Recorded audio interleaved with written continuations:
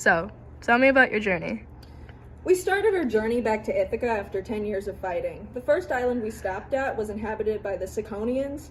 You know, I wanted to talk to them peacefully, but Eurylochus said we should fight them. We both know it was his idea. Well, at first we were winning, but Eurylochus got a little too tipsy. First of all, we were all tipsy. Second of all, they kicked our butts. It was bad.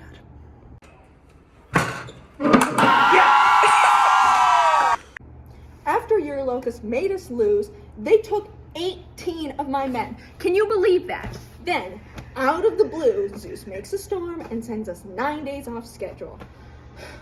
Then we ended up with the Lotus Eaters. They gave my men some of this weird food that made them want to stay there. Anyway, I made Eurylochus drag them back to the ship.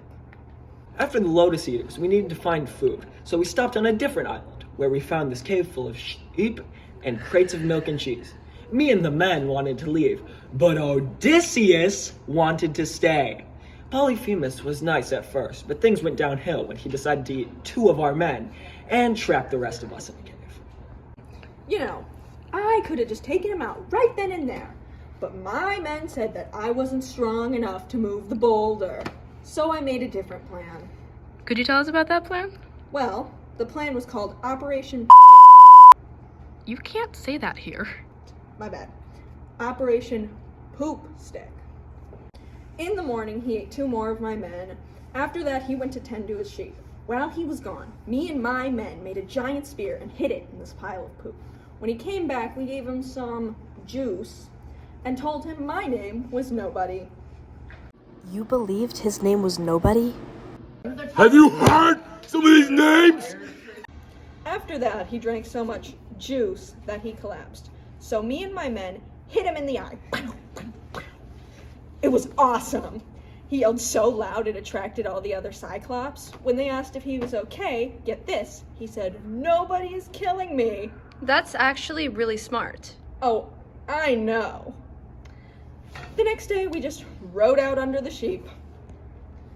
Yeah, but instead of just leaving, he decided to taunt Polyphemus and tell him his actual name.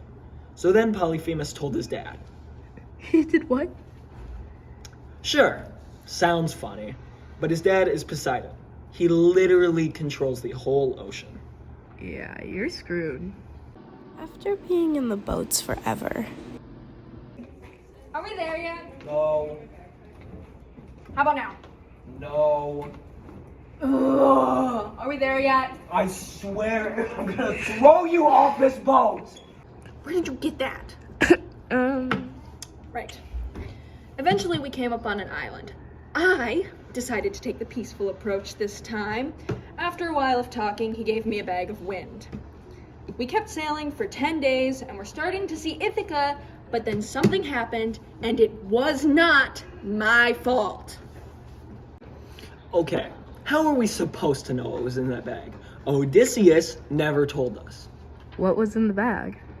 Wind, and it sent us all the way back to Aeolus. I tried to tell him it was my crew's fault, but he said the gods hate us and told us to leave. Can you believe that? The gods love me. No, we don't. Without any help from Aeolus, we had to make a stop at a different island, the land of the Laestrygonians. Look, okay, if you heard the gossip about Odysseus, you would hate him too. You'd know he's trouble. Because look, I heard from Aeolus that all the gods hate him. They're agreeing on something for once and they hate him. And we do not want him on our island if the gods hate him. So, of course, we sank 2 of their ships. They're just humans on them. What do we care? After, we unfortunately lost 2 boats. We wound up on Aiaia, home of the witch Circe. Odysseus told me to take a few men up to Circe's house.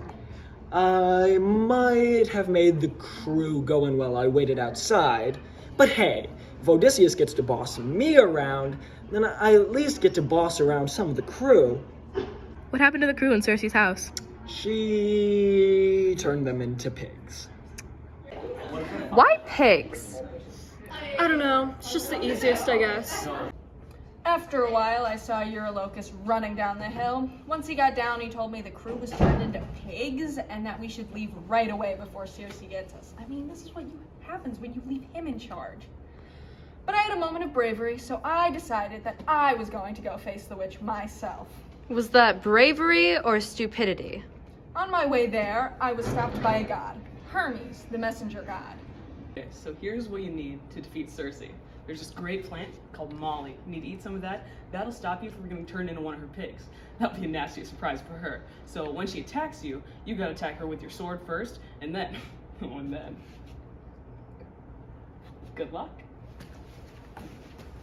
What did he say to you? Well, what happens on the island stays on the island.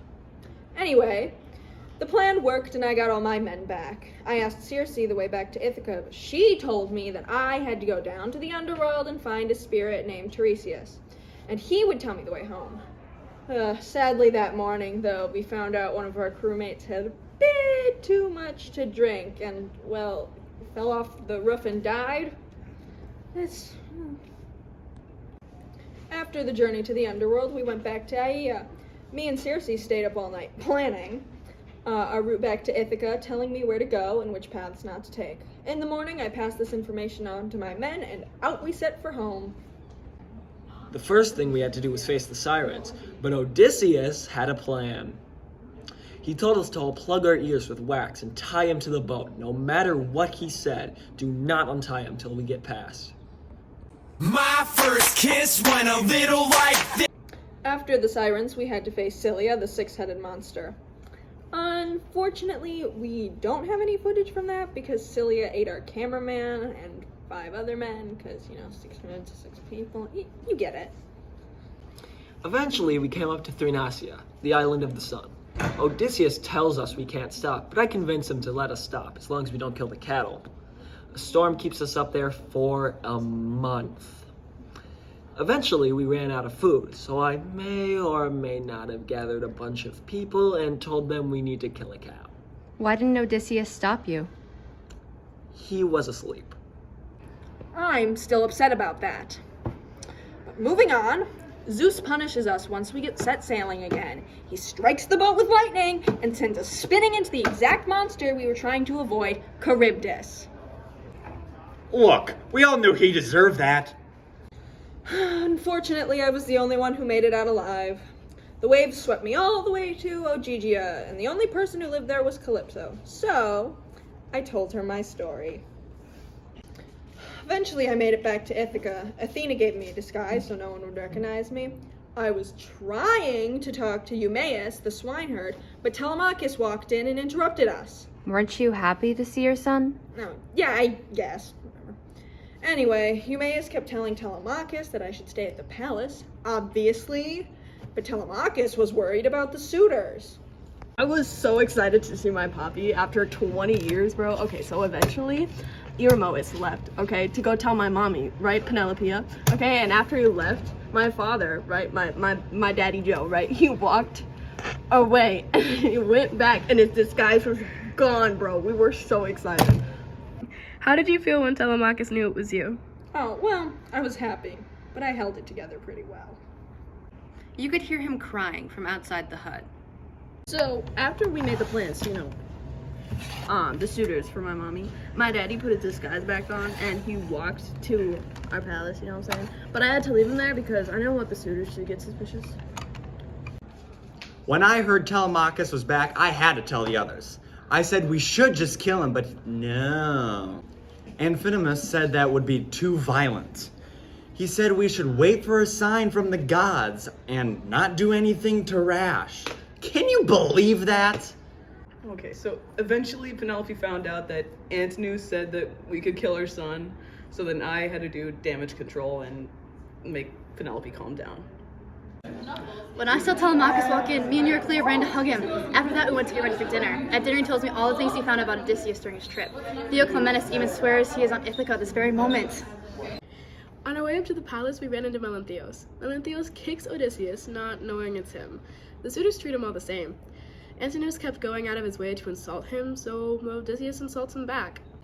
What did you say to the beggar when he insulted you? I threw a stool at him. Obviously. What would you do? I didn't find out about what Antinous did till later. I asked to talk to the beggar to see if he knew anything about Odysseus. He slowly came to talk to me. I had to wait so none of the other suitors would see. Unfortunately, Eumaeus had to go back to his hut, leaving me alone with the suitors and the guy. Telemachus, your kid? That's the one, Telemachus. He is my son, yes. Look, I have no idea what I was thinking, but he looked weak and old, so I insulted and challenged him. Okay, so things were starting to get a little boring, so I gave Odysseus a little help. Here I was, minding my own business, when all of a sudden this poor-looking guy starts insulting me, and he challenged me. So I whooped his butt. I beat him up a little bit, and that's all I had planned to do, but the other suitors were egging me on. I did almost kill him, so that one's on me. I'm really sorry about that. After his battle, I toasted him and gave him some food. If you saw him knock that beggar down, you would want to be on his good side too. After that, he told me that I should leave, but I was already told that I would die at the hands of Telemachus. For some weird reason, I wanted to talk to my suitors. That was me. I told them that I'd be picking a suitor and tricked them into giving me tons of gifts. Usually when I have a disguise, I stick to my role, but there was a tiny slip-up. I accidentally tried to order Melantho to take care of Penelope, so he insulted me. Then I scared him off with my threats. Your legs will be mine. Get out of here. Then, out of nowhere, Eurymachus starts insulting me, so obviously I insult him back. I have no idea what came over me. I just threw a stool at him, and then a riot broke out. It was the coolest thing ever. And then Telemachus comes along and ruins it all. Do you guys think my dad's proud of me for stopping the riot? Once all the suitors went to sleep, my amazing, brilliant plan was put into motion. Me and Telemachus stayed up all night moving the weapons. Telemachus told Euryclea we were moving them, so they were not damaged. You would think if people were trying to sneak stuff out of a room, they'd be quiet. You can hear them from a mile away. I came out of my room to go talk to the beggar. I heard before that he knew Odysseus. Maybe he could help find him. When Penelope started questioning me, I told her the story of my awesome journey. She asked if I wanted a bed, but I declined because I was used to sleeping on the floor, obviously. Penelope told me to wash all the beggar's feet. Do you know how much I do for these people? One of these days I'm just gonna leave. Anyway, while I was washing his feet, I saw a scar on this one person, and it was Odysseus. Okay, I swear I've seen that scar before. Before I went to bed, I told the beggar about my dream. As we were talking, I came up with the idea to choose a husband. I had this in the bag. Her idea was that she would marry whoever could string my bow and shoot through the holes of 12 axes. This fits perfectly with my plan. Odysseus for the win! The next morning, I got Odysseus' bow and announced my plan to pick a suitor. Telemachus was the first to try. He wasn't even able to string the bow. Also, I love my son, but I would rather not marry him. Suitor after suitor fails to even get the bow stringed. Ugh. I led Eumaeus and Philiotis away from the crowd and revealed that I am the great Odysseus. Can we get back to the interview, please? Fine. They both agree to fight on my side. After that, we go back into the crowd. Look, us suitors were just trying to have a nice little competition for Penelope's hand in marriage, when all of a sudden the old beggar comes in and takes the bow. So obviously, I threw a couple insults, but then Telemachus gets involved and Eumaeus gives the beggar the bow. Why should he get a chance? He's not even a suitor. You're just mad he beat you. We were all just standing there, and all of a sudden he strings the bow and makes it through all 12 axes. Before anyone knew what I was doing, I shot Antinous in the throat with an arrow. Pew! You should have seen the looks on their faces. They were all so confused. Then, to confuse them more, I revealed myself as Odysseus. Odysseus for the win! All of them just stared there with their mouths hanging open. I even tried to reason with that maniac, saying that Antinous was the only bad one there. I even tried to bribe him with money, but then he said, no one around would be spared. So. I knew I had to try something to stop Odysseus, so I ran at him with my sword. But Telemachus stabbed me in the back with his spear. After we took down Infamous, I went to go get armor and weapons and stuff. You know what I'm saying? I saw Telemachus come back from the battle with supplies, so I traced his footsteps and found that he forgot to lock the door. Stupid. I wasn't able to carry as much back as I needed to, so I had to go back, but when I got there, freaking Eumaeus and some other dude were there, and they tied me up and locked me in the storage room. During the battle, the men came in waves, just a couple at a time. As I was fighting, Mentor kept yelling insults at me. Well, okay, it was more just him yelling, "You suck," so I just ignored him. After that, whenever the suitors would try to throw their spears at me, they would miss. Eventually, all but a few of them were dead. Look, you should have seen me kill all those people. If you did, you would probably beg for your life too. Did he spare you? Unfortunately, no.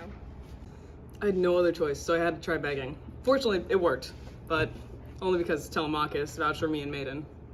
I was just trying to get some sleep when all of a sudden Telemachus came barging into my room saying all this stuff about how Odysseus was back and he killed all the suitors. And so I was like, I need to go check this out. And when I saw what they did, I knew he was telling the truth.